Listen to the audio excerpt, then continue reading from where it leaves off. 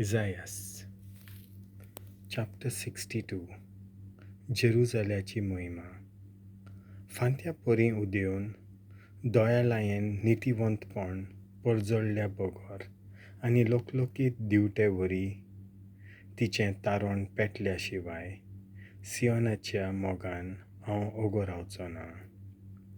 जेरुसल्या खातीर हांव थार घेवचो ना. तेन्ना राष्ट्रां तुका फावो जाल्लें दोयालायेचें नितीवंतपण पळयतलीं.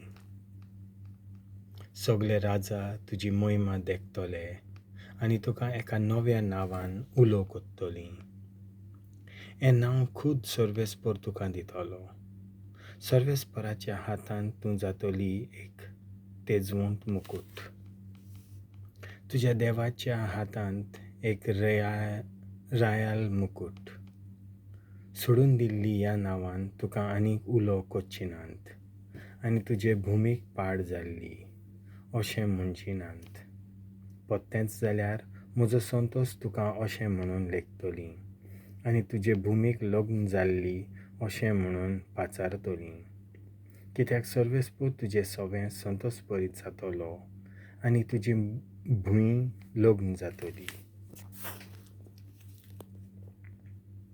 जसो एक tornnatto एका cheddva लागीं लग्न जाता तसोच तुका नोवेan bandun हाडटा तो तुजे लागीं लग्न जातलो. आनी जसो एक नवरो आपली ओकले सवें मurgott'ta तसोच तुजो देव तुजें सवें murgott'tolo. तुज्या kottam-durgancher हांवें पाहरेकार दवरल्यात.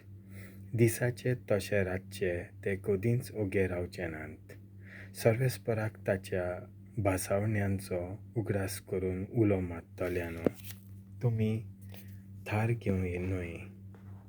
जेरुसलेम ताणें नव्यान बांदून हाडिसर आनी तिका प्रितुमेचो अभिमान करून नव्यान उबारिसर ताकाय तुमी थार दिवं नाकात.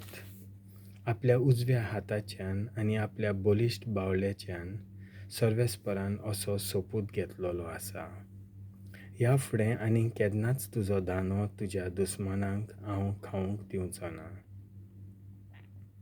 त्रास घेवन तुवें केल्लो सोरो पोरक्या मनशांक आनी केन्नाच पिवंक मेळचो ना.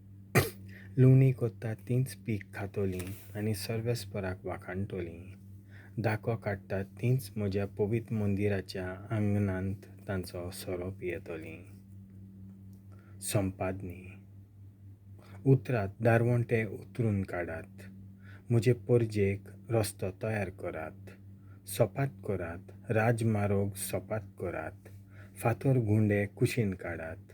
परजांक कळूंक बावटो उबारात. पळयात पृथ्वेच्या शिमा पर्यान सर्वेस्पर अशें परगट कोत्ता. सियोन शाराक अशें सांगात, तुमचो तारोक हो पळय येता, आपल्या जैताचें इनाम तो घेवन येता. ताणें जिखून घेतलोलो माल ताच्या फुड्यांत वेता.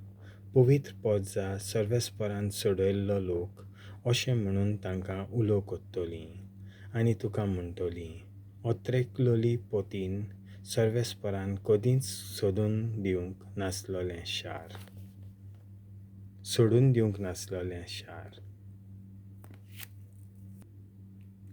देवाचें उतर